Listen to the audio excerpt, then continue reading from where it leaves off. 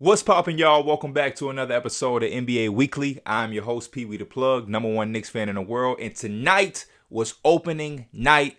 I'm excited. I know y'all excited. Like I've said to the videos leading up to opening night, I love the current state of the NBA. It is so exciting. We got so many rumors, and Ben Simmons is kicked out of practice. The Kyrie Irving situation has died down a bit, but that's still going to be something that's looming in the air.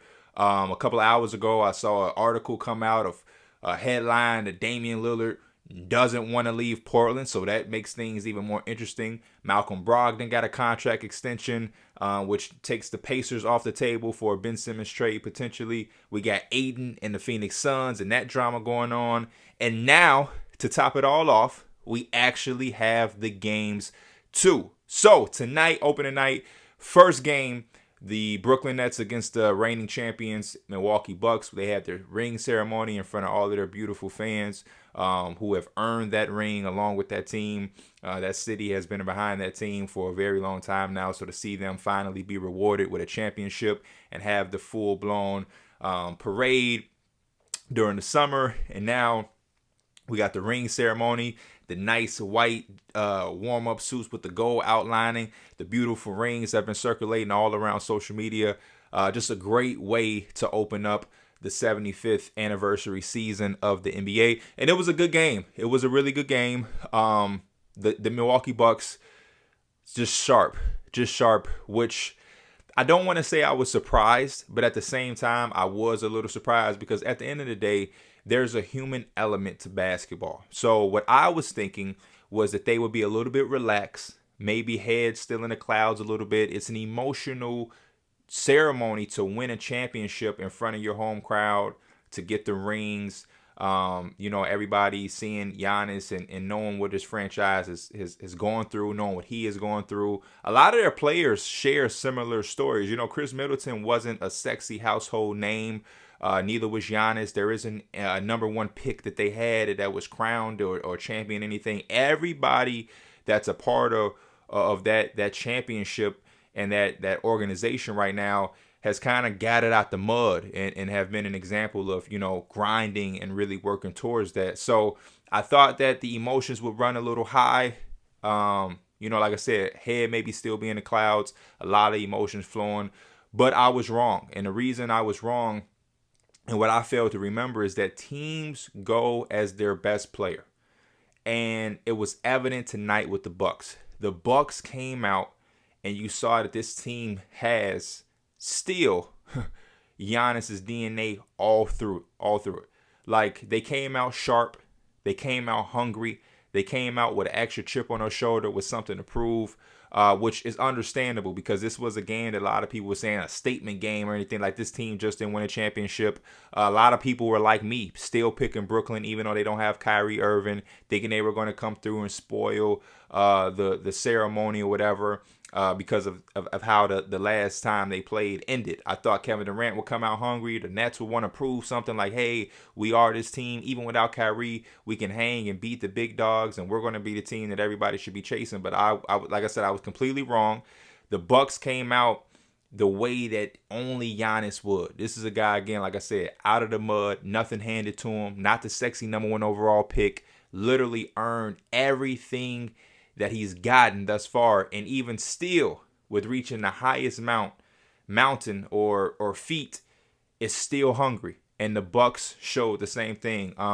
Defensively early on one accord, I think they did a very good job defensively.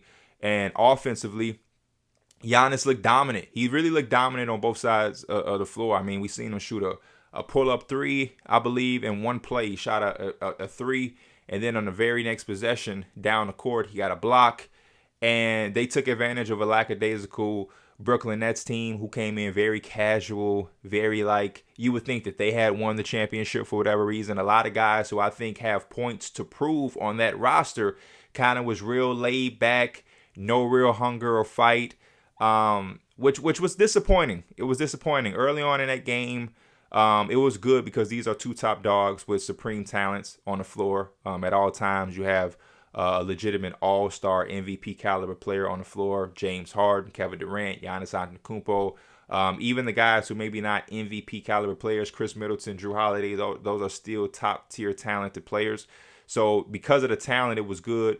But the brand of basketball that the Brooklyn Nets started off this game with was a little disgusting. A lot of miscommunication on this defensive side of the basketball. A lot of lack of effort. Like I said, just very casual. We had plays where I remember vividly early on, Nicholas Claxton maybe missed a layup, or had a turnover, whatever, walking up the court, barely back into the frame, and the Bucks running out, filling up the corners, getting their shooters, bouncing the ball around because somebody was open. 4-on-5, we're going to find that open guy. Boom, a three. Another possession, James Harden, missed shot or turnover, similar to Claxton. What does he do? Walk up the court. What does that lead to? Another open transition three by the Milwaukee Bucks. Momentum is going. The crowd is going wild. Early on, they had a good enough margin over the Nets. So whenever the Nets did flip the switch, which I will say, there was a part in the middle of that game, second quarter, third quarter, where the Nets did flip a switch. Kevin Durant had gotten out the game early in the first quarter. Whenever he did come back into the game, they may have been down. It was double digits. Maybe like 13, 14, 15-point window. And it just looked bad. Like I said, very lackadaisical, very casual, no real hunger or heart. A lot of transition buckets for the Bucks. And Kevin Durant came in. They had a new group. And just like that, the Nets flip a switch. They're making shots. They're rebounding a little bit better.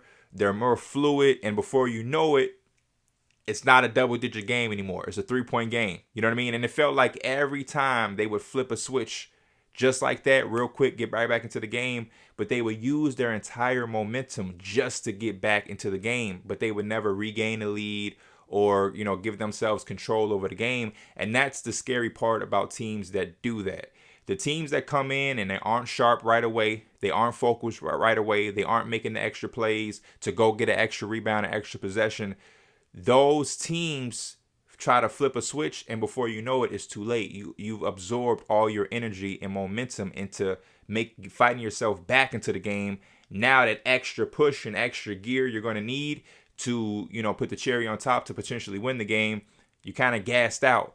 And that's the one thing that I find difficult to find on the Nets roster right now. Even though it's early on, when I look up and down that roster, I'm trying to find a guy who's going to go out and on a night in, night basis, do the dirty work to get an extra possession, to dive on the floor for balls. And that guy I haven't identified on the Nets just yet. Interestingly enough as well, Bruce Brown wasn't really in the rotation. Don't know what to think of that. They talked about it on a broadcast during the show, saying that it's early. Maybe Steve Nash wants to see what some of these other guys is going to give him because he can already know what to expect from Bruce Brown. And that makes somewhat sense. But at the same time, it's like that also doesn't make sense because if you know what he's going to give you, wouldn't you be more, prone to probably playing him instead of the guys you don't know what you're going to get? That's just my thing. I really didn't understand that. But when I look at the Blake Griffins, the Paul Millsaps, LaMarcus Aldridge, even the Nicholas Claxtons for now, I don't think that that's those guys right now. Blake Griffin can give you part of that. He'll take a charge here. You know what I mean? He may dive on the floor there. But at this age and state, I don't think that's what he's here for, where you can rely on that on any given night. I just don't think that. LaMarcus Aldridge, listen, really good game. Soft touch for the pick and pop. Can give you a different look here and there. But LaMarcus Aldridge that we're used to is not the same LaMarcus Aldridge in that Brooklyn Nets uniform. LaMarcus Aldridge isn't really getting you any extra possessions, not going to crash the offensive rebound and really be a threat in that matter.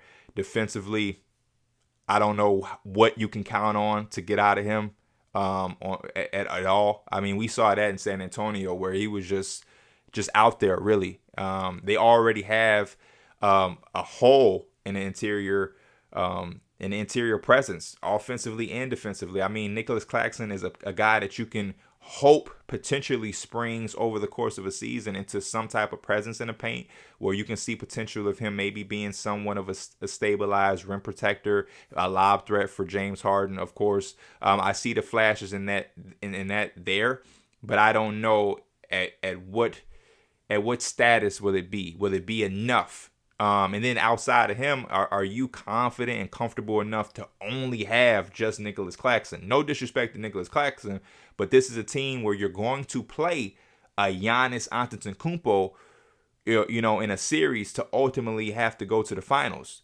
Joel Embiid, one of the best centers in the league. Him and Jokic going head to head. Jokic just won MVP. He's going to be a guy that you potentially have to see.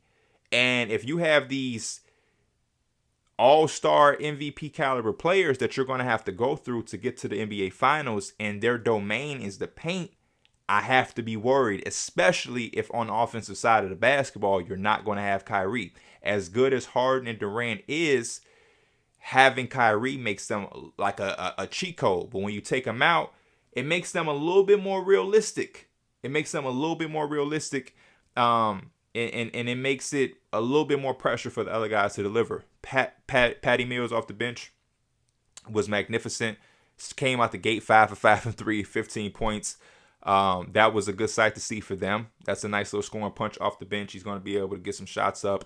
But still not replacing the Kyrie Irving whole. Joe Harris gave you 9 points. Obviously, he's going to have up and down nights. He's going to have some nights where he can't miss. Then he's going to have some nights where he's barely making them. So this Brooklyn Nets team, it's very early. They still have a lot to figure out, of course, but they're definitely going to have to find a way to address the inside presence on the offensive end and the defensive end. Like I said, Nicholas Claxton, I can see potentially him being enough to hold it down.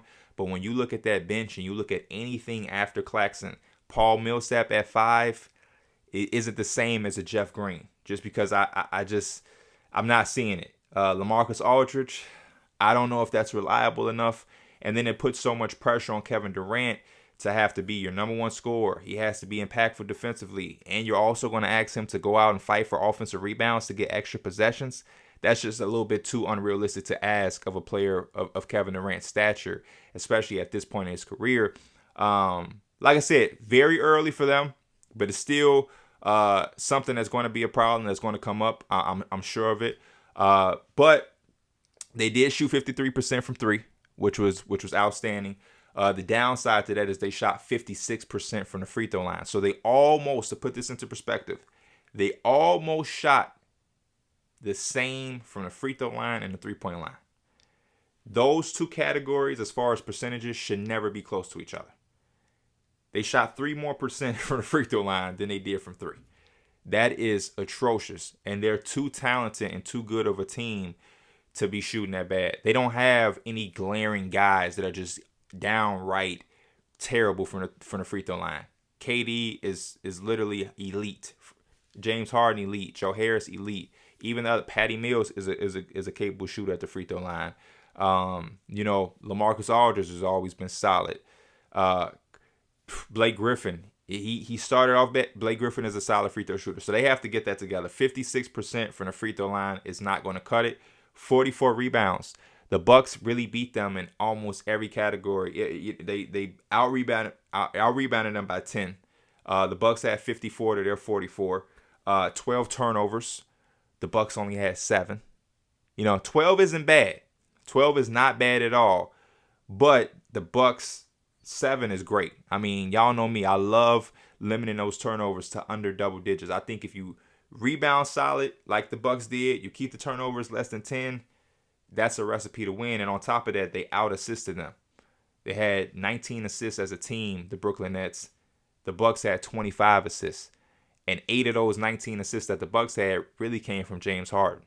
So they got to find a better way to get more shots generated throughout the team flow, because they did have certain stretches throughout the game where it was real ISO. Patty Mills, Kevin Durant, get it and shoot. You know what I mean? Like one shot, we come up, we dump it down, oh, boom, I'm shooting and I'm bricking. So they got to get a better flow generated as an offense. And then Giannis for the Bucks. We can finish with the Bucks as we should. The winner Came out dominant, 13 points, 14 rebounds, 7 assists, 2 blocks, 1 steal. This dude is coming out looking like he's hungry for another MVP. And I really like the way that this Bucks team played. Shout out to Budenholzer. I think it was very, very smart and intelligent for getting Jordan Nwora minutes early and some confidence early in the season. He came out with 16 points off the bench. They did this in a night where they didn't finish the game with Drew Holiday. I don't think he played the second half. Bobby Portis didn't suit up. Dante DiVincenzo still isn't back. But they made it work. Chris Middleton came out focused, looking like one of the best second option scorers in the league. I mean, everything that Giannis doesn't do, he's fabulous at. We always talk about Giannis can't be the shot creator at the end of the shot clock or whatever. Chris Middleton held it down and took care of that. The pull-up mid-range is still butter and smooth. Grayson Allen hit some shots. Connaughton came in and hit some shots. Brook Lopez obviously is stretching the floor for them at the 5. So that Bucks team is going to be a sight to watch, and they're being led by Giannis Antetokounmpo, who you can tell is not complacent at all and is still hungry, and it's showing not only from himself and his play, but through his teammates and his leadership as well. So the Bucks, man, the Bucks should still be the favorites as of now. I'm overreacting. It's open tonight. I don't care. I'm overreacting. The Bucks come out and they look sharp. I'm still taking them right now out of the East because I might change my mind tomorrow, but as of right now, they looked fabulous. They look fabulous. As far as game 2, the game that I was most excited about, the Warriors versus the Lakers, LeBron, Anthony Davis, Steph Curry, Draymond Green. Couldn't wait to see Jordan Poole. Great game, up and down, a lot of shots flowing. It was excitement from the get-go. First play of the game, LeBron is lobbing into DeAndre Jordan for 2. Steph Curry came out very, very slow. The Warriors came out slow, I would say. Jordan Poole was also a little slow. A lot of missed layups throughout this game from both sides. The Lakers look good, though. Anthony Davis came out, played with like a statement. This is like a great opening night. And somebody told me earlier today, I think it was my guy D Mills, my co-host on Through the Wire, said Anthony Davis always plays great on opening nights. And man, Anthony Davis, what did he give us? He gave us 33, 11, 2 assists, 1 steal, and 2 blocks. Fabulous. LeBron James came out, gave us 34, 11, 5 assists, a steal, and a block. So these two dudes combined for 67 points, 22 rebounds, 7 assists, 2 steals, and 3 blocks. The only thing about that performance with the Lakers is that nobody else did anything. Nobody else remotely did anything. We had a little bit chip in from here and there. Malik Monk hit a 3 or a shot or 2. Melo hit some shots. Russell Westbrook. It was tough. It's like I said, it's early. It's still a lot of meshing going on. If there's any team that has some serious meshing to do, it's the Lakers. Russell Westbrook just looked out of place. He looked out of place. I don't expect this to be the Russell Westbrook that we see in a full-blown season. But, man, if anything that we saw tonight is remotely close to what we will see, not even on a stat sheet basis, but it just looked bad at times. It looked good because they were making shots. You know what I mean? Shots were falling. But if you're just looking at how they're out there, man, I don't know. Are we really asking LeBron and James and Anthony Davis to come out on a night-by-night basis and give you 67 points and 22 rebounds? That's a lot to ask for LeBron James coming in his 19th season. And he hit some threes. They look really well. A lot of arc, a lot of swishes. But I just don't know if you want to rely on that on a night-in, night basis. They were missing Wayne Ellington, who I think is going to be an incredible shooter for them and could change some things. Kent Bazemore made some shots. Avery Bradley even made some shots. So they got some stuff from some other guys, but they didn't have that outside of those two. There was nothing really consistent or impactful enough to me to really change the course of the game. LeBron James and Anthony Davis kind of carried them throughout the game. The Warriors, like I said, started off slow, so they were able to build up a lead. But once the Warriors got in their rhythm, Jordan Poole started off that fourth quarter extremely hot. Steph Curry made a shot or 2. And the Warriors play infectious, just unselfish basketball, team affiliated, always making an extra pass. Sometimes, it comes back to bite them. Maybe one or two passes extra. But they had 30 assists as a team. which is just magnificent compared to the Lakers, who had 21 assists as a team. Not bad, but 30 assists as a team when you got Steph Curry struggling is magnificent. Another thing with the Lakers, they're kind of like the Brooklyn Nets, but except worse. They shot 47% from the free throw line. 47% from the free throw line. It's disgusting.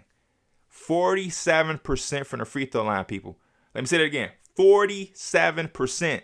The Brooklyn Nets shot 53% from three, to put that in perspective. That's not going to cut it. Russell Westbrook, more turnovers than assists. That's not going to cut it. Single-digit points from him. That's not going to cut it. Like I said, I don't expect that to be the Russ. And even though I'm not always box score driven when I break down the game and when I come and talk about things that happen, just certain times where they were out there, the spacing just didn't look good enough. It didn't look good enough. I think they made a lot of tough shots. I think their two best players came out and played damn near perfect. Of course, nobody's having a perfect game, but I mean, like I said, 67 points, 22 rebounds. If you're getting that from your two best players, that should be a game that you should win. But because they didn't have another impactful player nowhere near that, I don't think anybody else even scored double digits. I want to fact check. I don't like to be box score driven. Y'all know that about me. But let's just take 1 second out right here and let's see if anybody else scored double digits for the Lakers. No. Melo was close with 9 points. 34 for LeBron, 33 for Anthony Davis, and then 9 points for Carmelo Anthony. Russell Westbrook had 8 points, 5 rebounds, 4 assists, and then he also had 4 turnovers. So he had the same amount of turnovers as assists. His plus minus was a negative 23, which was the worst in the entire game. And again, that's just not going to cut it. I'm going to cut the Lakers a little bit of slack because they had the biggest roster overhaul. We knew coming into the door of this season that this was going to be a different mix. This was going to be a challenge to make all of these moving pieces and parts work, because on paper, LeBron, Russell, how is this going to mesh and work? You got Anthony Davis out there with DeAndre Jordan because he's not going to play center or start at center. It's just a lot. It's a lot. You got veterans like Melo and Rondo who want to play, but then you also have Malik Monks and Taylor Horton-Tuckers, Kendrick Nuns that you want to sprinkle in. It's a lot going on. Frank Vogel does have his hands full with that assignment of making that all work and fitting. But they say, LeBron James always finds a way to make it work. And I will say, if they have any aspirations or hopes of making this work, Anthony Davis has to play like that night in and night out. I can't ask that of LeBron. I can't ask 34, 11, and 5 night in, night out in the 19th season of LeBron James. I just can't. But what I can do is ask for 30 plus 11 and 2 blocks from Anthony Davis on every night. Any given night, this has to be the usual. That cannot be one of his highlighted performances this season. It just can't be. It cannot be. Especially with the unknown of Russ. Again, I don't think Russ is going to play like this the rest of the season, or this is an example of what to expect. But I also don't know if Russell Westbrook is going to look like an all-star. I also can't predict that Russell Westbrook is going to average another triple-double this season. I don't know those things, and neither do the Lakers right now, so they're going to need Anthony Davis, while they're figuring this out, play at this type of level. Warriors, Steph Curry struggled shooting the ball, but still found a way to make things work with the unselfish play of the Warriors. That's one of the beautiful things about this team. His shot wasn't falling. Still walk away with a W and a triple-double. According to TNT, that was his 8th triple-double of his career. Draymond Green, Kevon Looney, they find a way to make it work with their interior passing. I just love watching the Warriors offensively, even without Klay Thompson and even Kevin Durant, when guys are out or whatnot. It's just like they still have the same method. And that's the difference between this team of this year versus the team last year, when they had the Kelly Oubres and things like that, and some of the other guys was their first fresh year. It just didn't look right. But now they have guys who are back for another year under their belt, and they have guys that know the system. Andre Iguodala come back. He know what type of basketball they're playing. With screening, if you don't have anywhere to go, set a screen, set a back screen. There's always cutting, screening If all fails, find a way to cut. Just make yourself useful. Just don't be standing around. And last year, early on with that team, we saw that because they had young players like Kelly Oubre and Wiggins out there. And that was Wiggins' first real early part playing real minutes with Draymond and Steph. And it was a new. But with an extra year under his belt, he's back. And more high IQ, older, experienced guys, it looked a lot more fluent. Like Otto Porter Jr. fits right in. This is a guy that played in a very intricate system at Georgetown, the Princeton offense by John Thompson's son. I think it was John Thompson III that was coaching Otto Porter at the time. You can see that because he's come from a system like that, he fits right in with the Golden State Warriors and what Steve Kerr likes to do. He was already just back screening and setting some great solid screens for Jordan Poole, Damian Lee, Steph Curry. He fit right in. Kevon Looney, it's not a workhorse or anything that's a double-double or getting you anything on the block, but he knows how to pass in the interior, how to look for the cutters, when to go up, when to not go up. Let's take this one out. Let's reset. He fits and gives them exactly what they need. Even defensively, a little bit more mobile, can move around, communicate on the defensive side of basketball. Draymond Green is obviously the anchor on that side of the basketball and is going to do the vocal and all activity. And the rest just fall in. I love the fact that they have given Jordan Poole a role. And it reminds me very much of the role that Quinn Snyder gave Jordan Clarkson in Utah, where it's like, hey, your best trait is shooting the basketball and scoring, so do that. I don't want you to overthink. Always feel free to shoot it. And you saw there was times throughout this game tonight where Jordan Poole had some absurd misses. Some absurd attempts and some absurd misses where you was like, but because Steve Kerr allows that and gives him that freedom, which then turns to confidence, it came back to help them kickstart a run that ultimately won them the game. And when that fourth quarter came out and Jordan Poole was making the shots and doing his thing, they started getting their momentum rolling. Steph Curry comes in. He's making a couple plays, made a shot over here. Wiggins hit the dagger. It all started from Jordan Poole opening that quarter up. And that freedom that Steph Curry has given him has kind of empowered him and given him some confidence because he has a role and some freedom where, like, I can take that shot.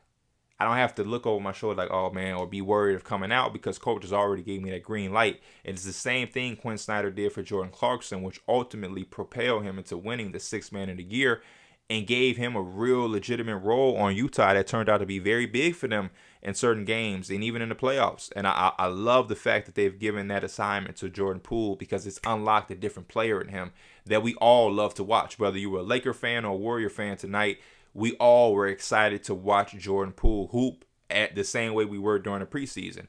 And I think that's going to make them a very dangerous team, especially when Klay Thompson comes back and Jordan Poole probably converts now into a legitimate six-man role. He's going to be very identical to Jordan Clarkson, and that's going to be a sight to see. Overall, the Golden State Warriors with big names, with small names like Damian Lee, Gary Payton III, they are playing Golden State basketball, and they just show why they're going to be a dangerous team because they're not going to rely on Stephen Curry to have to score an average 30 points on a night in, night out basis.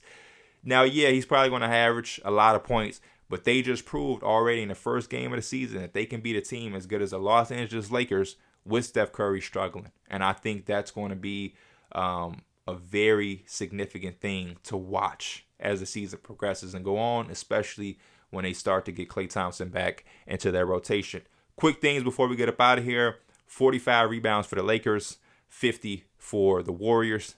17 turnovers for the Lakers, 17 turnovers for the Warriors, 21 assists for the Lakers, 30 assists for the Warriors. So the Warriors beat them in every category.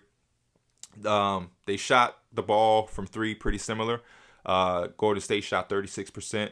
Lakers shot around 36%. 47% from the free throw line again for the Lakers. 83% from the free throw line for the Warriors. That's a very big difference. And those are the keys to the game. Those are the things that I look at and I try to tell y'all way back when I was doing the recaps for the playoffs. I'm going to look at the turnover battle, who's rebounding, and then obviously the 3-point and free throw percentages are very, very big and how often they're getting there. Box score numbers are always nice and exciting. I guess this guy scored 30. He had this many assists.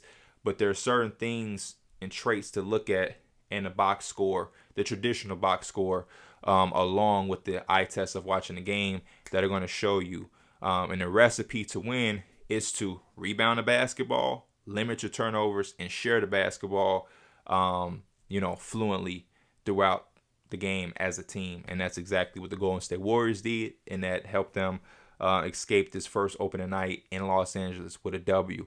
Let me know y'all feedback. What was y'all reactions or big takeaways y'all saw from either game, Brooklyn versus Milwaukee or the Lakers against the Golden State Warriors? If these are y'all favorite teams, you're disappointed, you're happy. What's some overreactions that you guys have? Who was the highlight player of tonight from both games? Who was the guy that was like, whoa, maybe Jordan Wall, maybe Jordan Poole? I don't know. Let me know in a comment. As always, this is NBA Weekly. The NBA season is back. I'm your host, Pee Wee the Plug. Till next time.